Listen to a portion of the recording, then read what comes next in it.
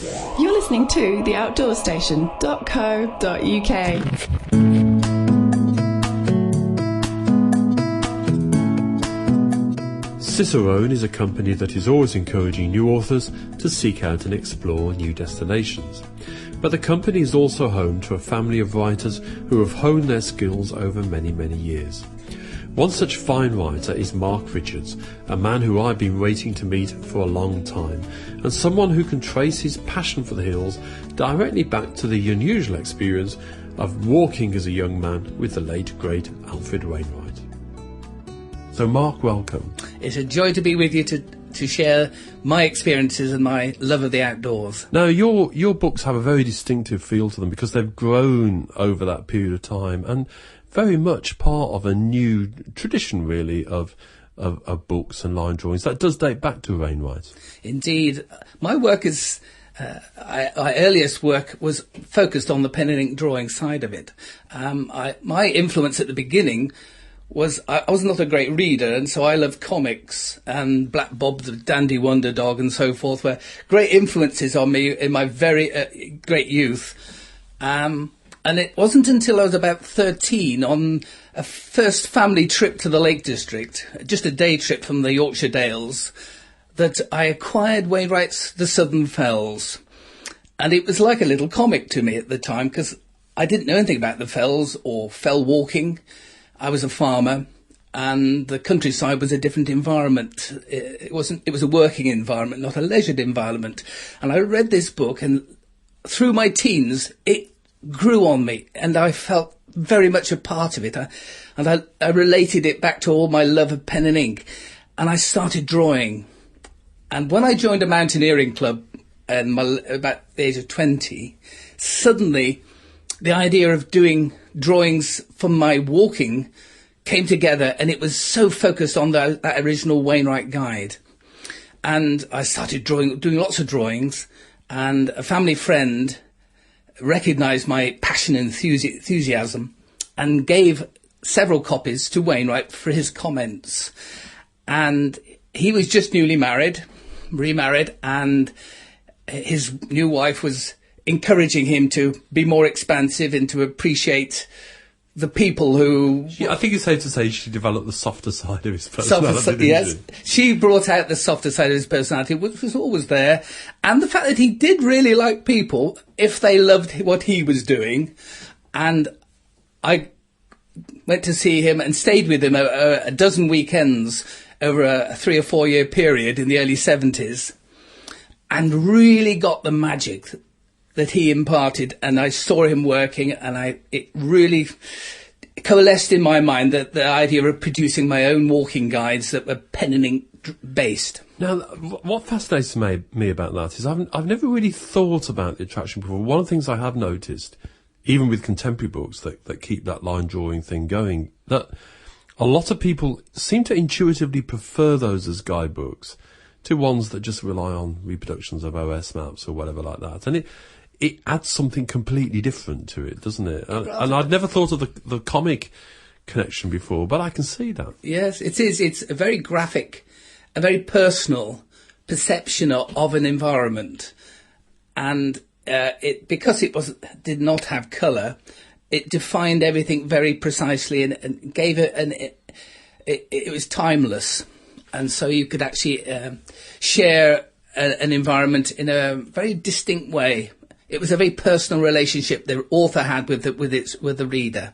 Now, so here you are as a young man, getting involved in producing your books, producing your line drawings, and suddenly you're in contact with Wainwright, the old master. Now, there are many people that have had that relationship with him. But I mean, was it as extraordinary at the time as obviously it is now in retrospect? It was very extraordinary and surreal in some respects to me at the time. But because at the time he was still a very private man, he was shunning all out media and so forth influences, so that our relationship was just as equals in a sort of a way. And I really felt I knew the man himself and what he amounted to and what his values were, and his pleasure in exploring and turning that into a defined product, and with a very clear view of what the drawing should look like. He had a very precise approach to it, the actual production of guidebooks, and I shared that pleasure with him. And we had ideas to do books together and so forth. It was almost as naive as that. And I walked a lot of the coast to coast with him when he originally did the research for that, and the Outlying Fells guidebook he did, and Westmoreland Heritage. I wandered around. There aren't many people that can claim to have walked regularly with Wainwright, because he was very choosy, wasn't he, about who he actually went with on the hills? No, he wouldn't necessarily walk with. He didn't walk with many people at all. His second wife made a point of. Well, she had to insist, really, didn't she? I think. Yes, she had quite a pull on him, and but because we were sort of birds of a feather, we got on like a house on fire, and we had wonderful conversations, and I got such encouragement and enthusiasm from him that I feel that over the years I've tried faithfully to be a true disciple of his ideals and continue to expand and be a reflection of the quality of work that he represented, and a genuine tradition. So some people say I copied Wainwright, but that's completely untrue.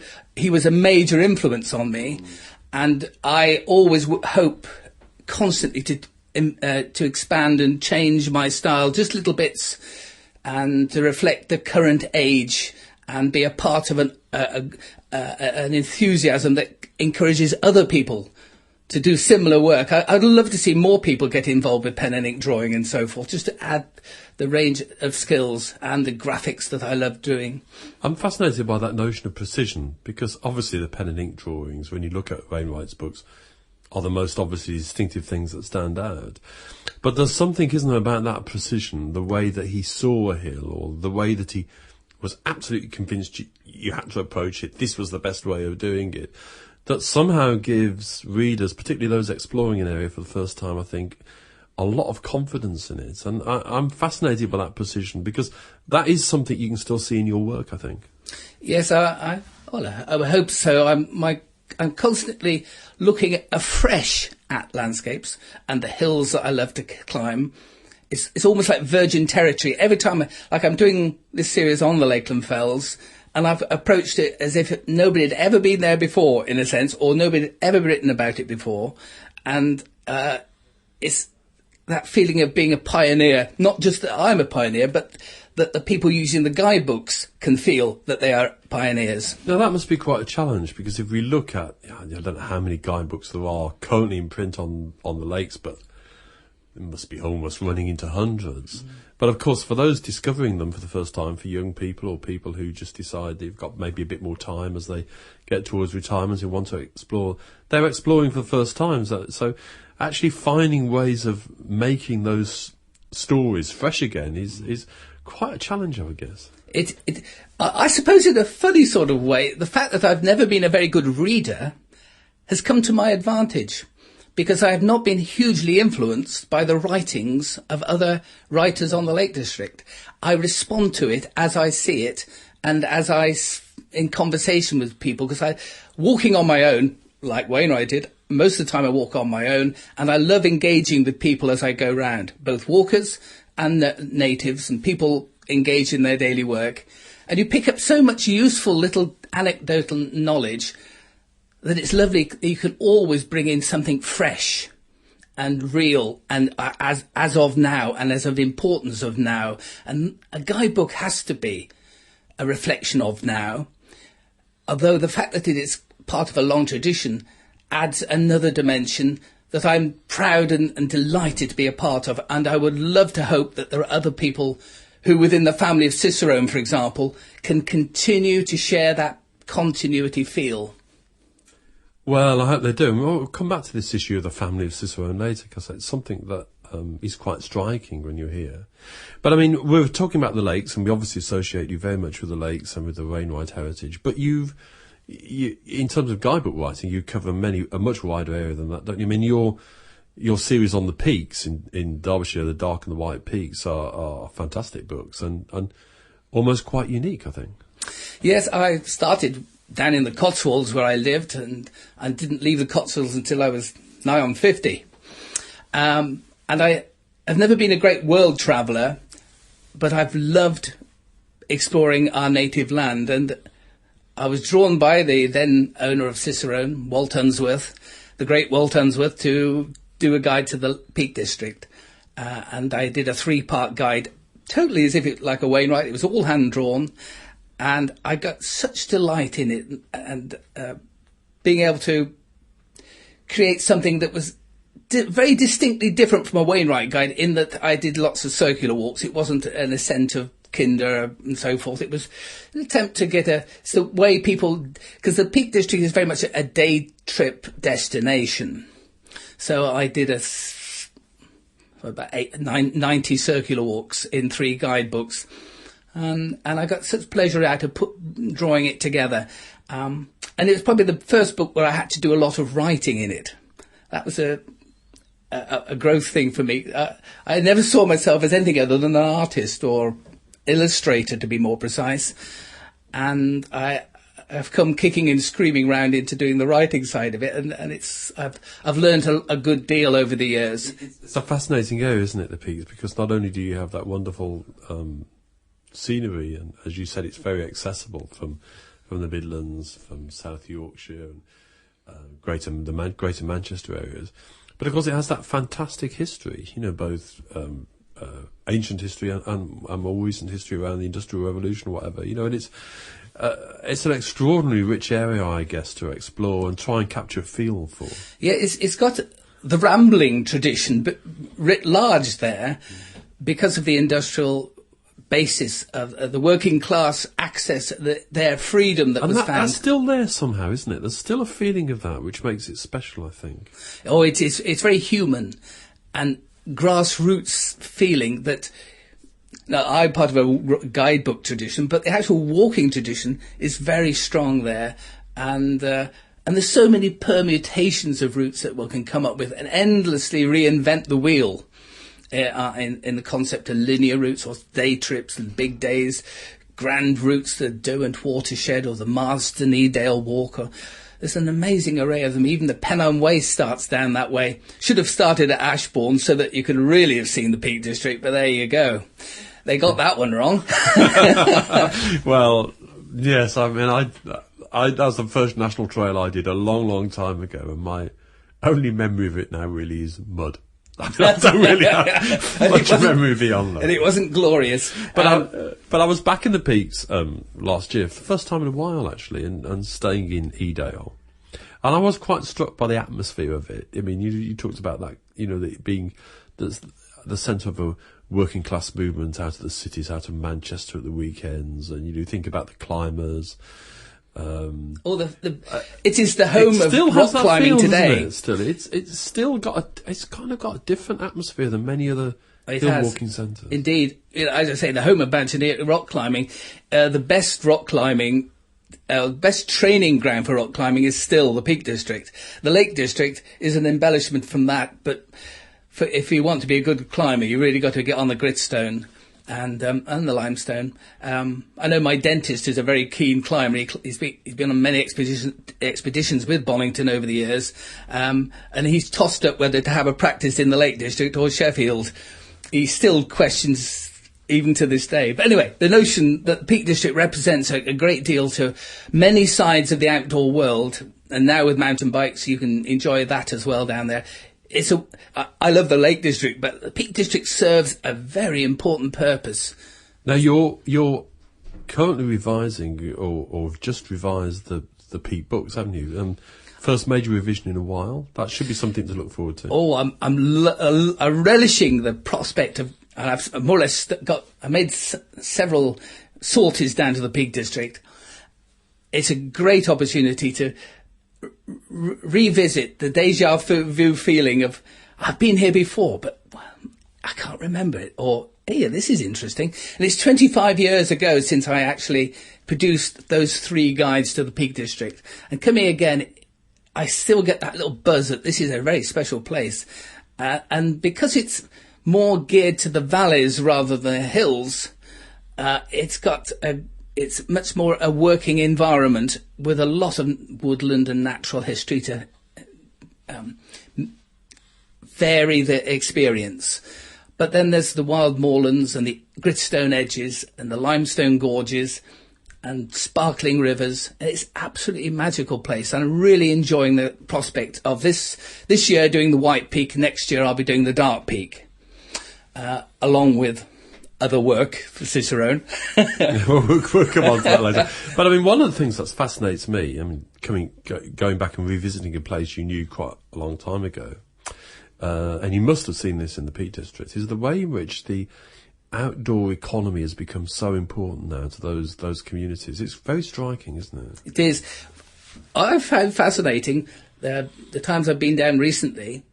I've encountered various people during my walks, and I remember staying at one bed and breakfast at Bamford in October, and the man the husband and wife, had moved up from London 15 years ago, and they'd used my guidebooks prior to that, and that had swung them round to the idea that this would be a wonderful place to run a little B&B business.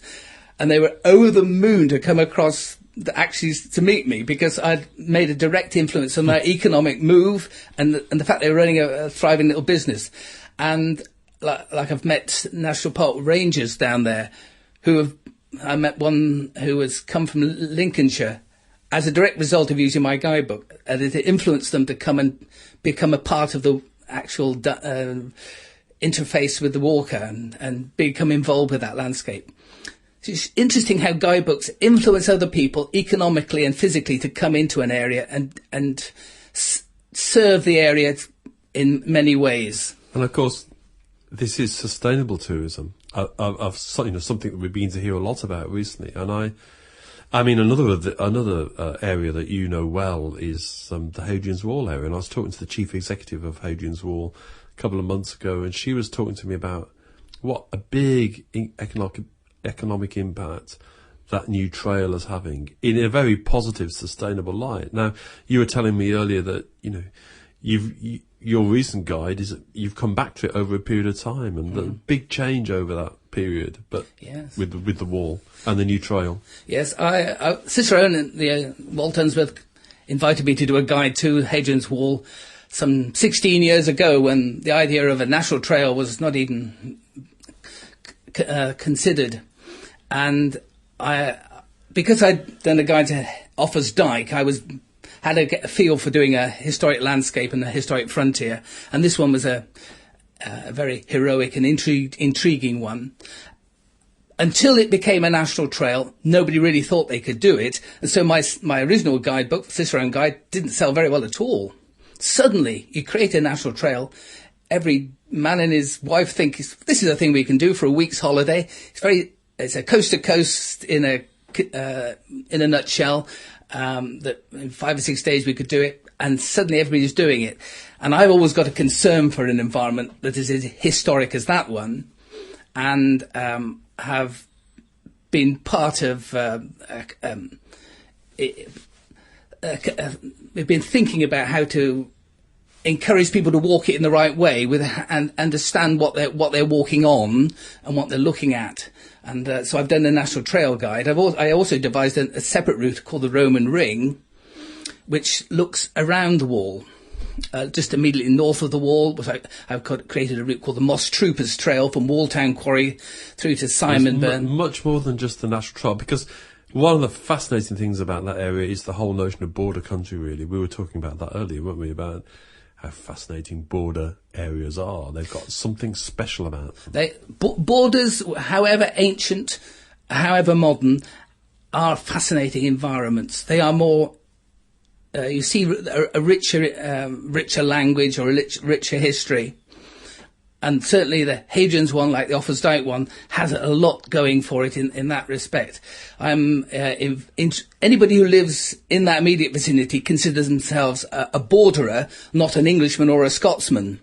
So that tells you a great deal. It's rather like the border reivers. There's so many families in the area who can trace themselves to that dark time, but they still are very proud of their being a part of that area.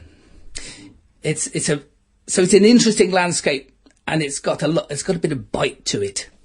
It's got a lovely feel to it.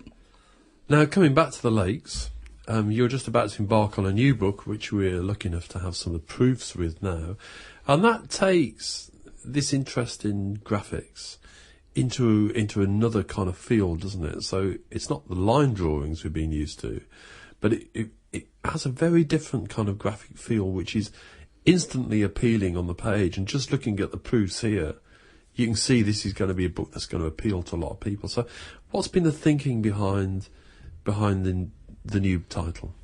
It's because I do a regular thing on radio as well. I've been doing a lot of graphics specifically for those walks, my Park and Stride walks on Radio Cumbria.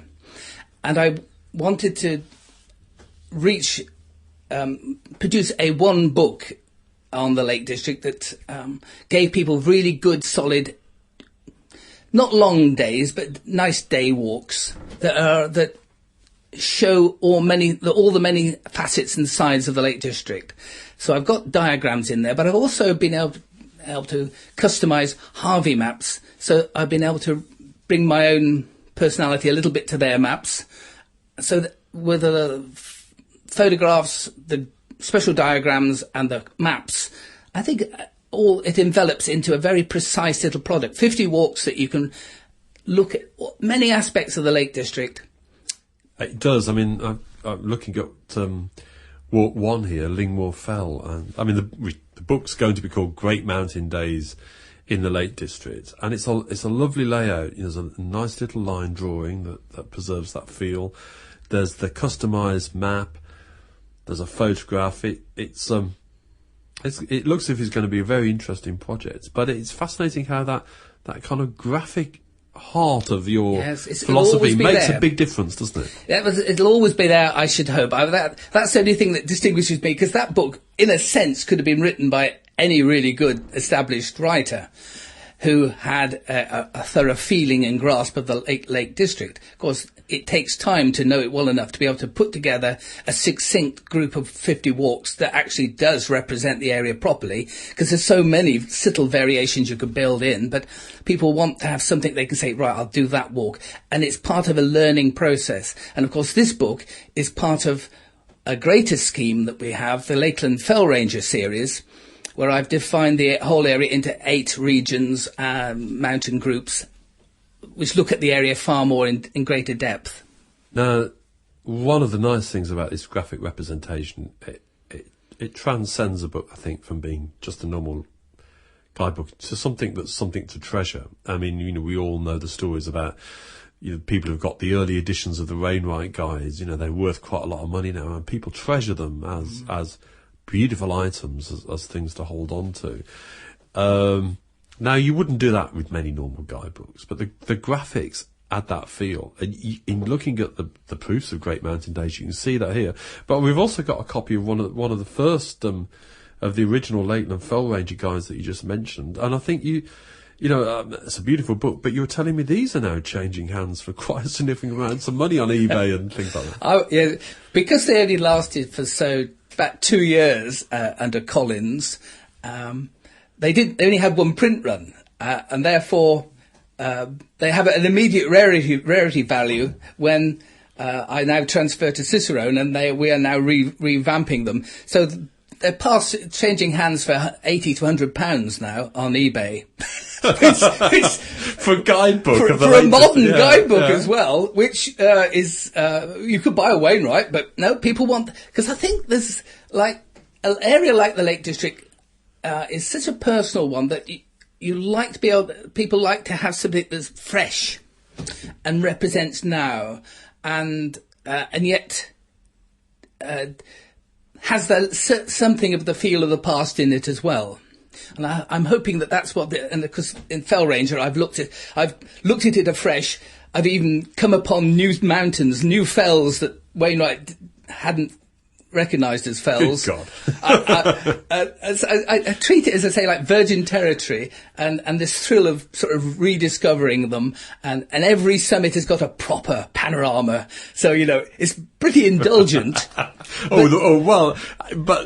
From the indulgence comes the passion and the enthusiasm and the energy, and that really comes through. Because very often, in these guys, a given fell is the only fell somebody might ever climb. So actually, to give them the panorama is important because, Bell Crags, which Wainwright didn't recognise. In fact, nobody recognises it. And I think Bill Burkitt calls it Bleed Tarn Fell.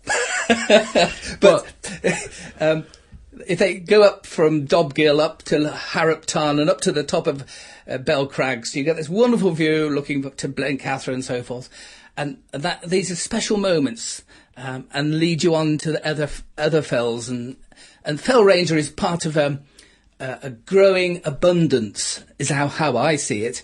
The fact that Wainwright's are still being reborn in a sort of a way, and other writers are working, like Bill, and doing wonderful guidebooks and interpretive material on the area. I believe it's a part of an abundance.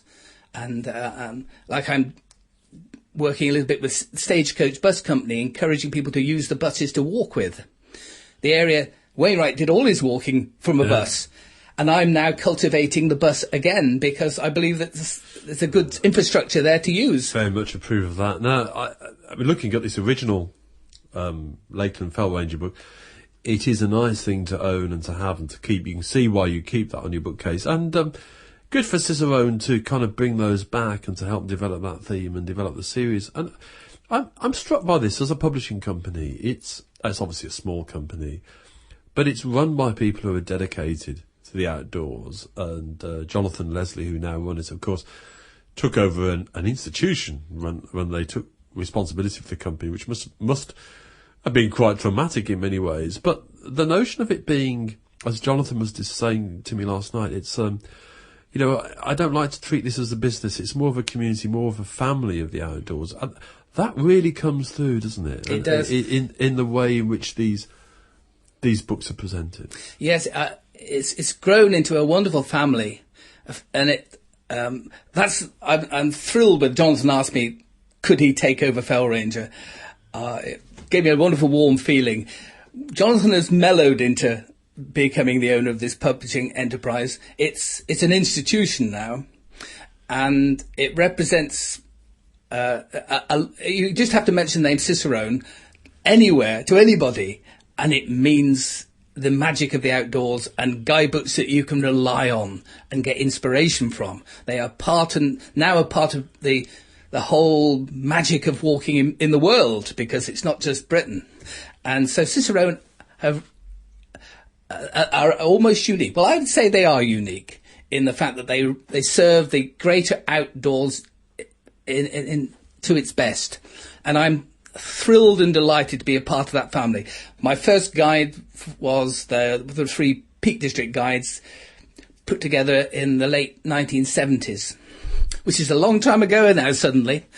Because I was farming until I was 50, as it were, 40 and so forth, I didn't produce a huge number of books until suddenly now, I've got to a point now where I'm in my 50s, I'm suddenly producing a wonderful gallery of books for Cicerone. It's wonderful. In fact, we're going to put together a book, The Spirit of Hadrian's Wall, a bumper picture book on the wall, to be a little bit of a contrast with doing a precise guidebook. In other words, Cicerone are expanding and recognising that not only serving the inspiration of getting people to a walk, but giving them a memento. And those books have been very successful, haven't they? I mean, one of my prized possessions at home is Kev Reynolds' almost reference book to the Pyrenees. It's something you can look at through the dark winter months again and again and again. You wouldn't take that with you in your rucksack; he'd break your back. But yes. But I actually think it's right. It's connecting both the immediate walking, but also in that kind of guide, you can cover so much more. You can delve into the history more. You can get a feel for the place, and yet it still has that reference for the outdoor walker, for the hiker, doesn't it? Yes. They are very succinct. They've got good editors here who put the author right a little bit to not the author into producing solid text that people will read, because every writer comes up to the process you can be over wordy or expansive and over focus on particular things, but they have a clear vision of what a guidebook can be like, but they also like the personality of the writer to come over as well, so that they keep the whole thing. So if you want to collect just Mark Richards guidebooks, you know you'll get something that's distinct from a Kev Reynolds one or a Paddy Dillon guide.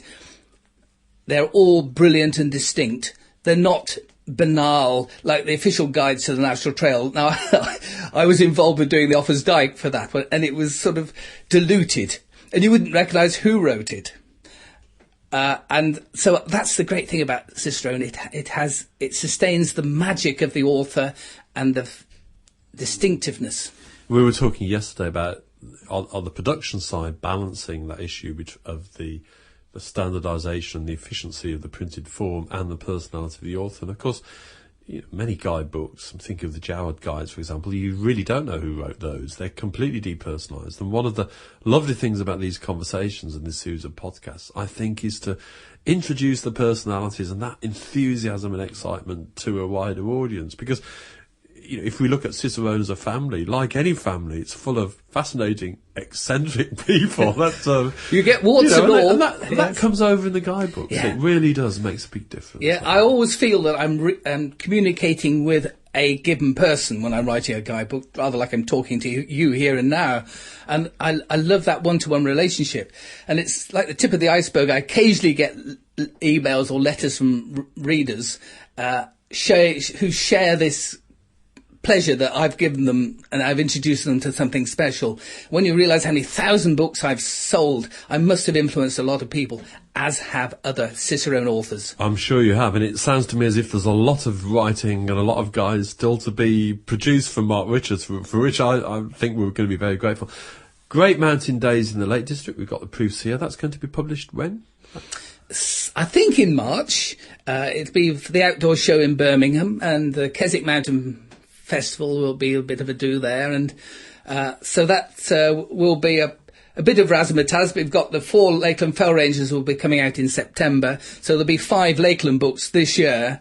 A new edition of my Hadrian's Wall National Trail Guide will be coming out this year, and so there'll be quite a cluster. There'll be about 6 books coming out this year that are from me. That Major Peaks project over the next couple of years. Yeah, the 3 Peak District books, another 4 Fellrangers, so there'll be 8 all told.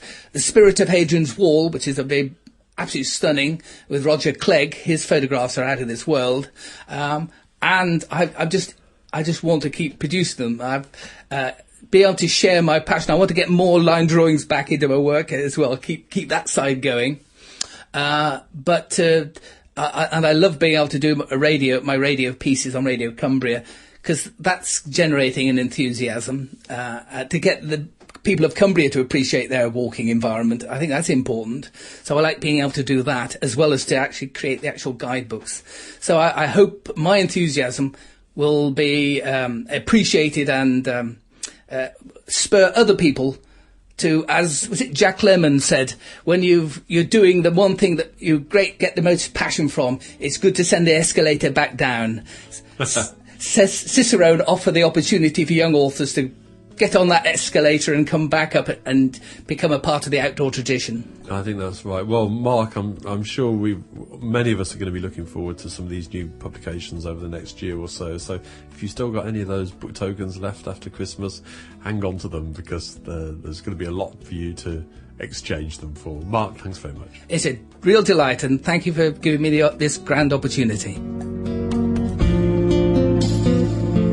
You can learn more about all of the books that Mark has featured in this interview, and more besides, by visiting the Cicerone website at www.cicerone.co.uk. This sponsored programme is produced and hosted by theoutdoorstation.co.uk.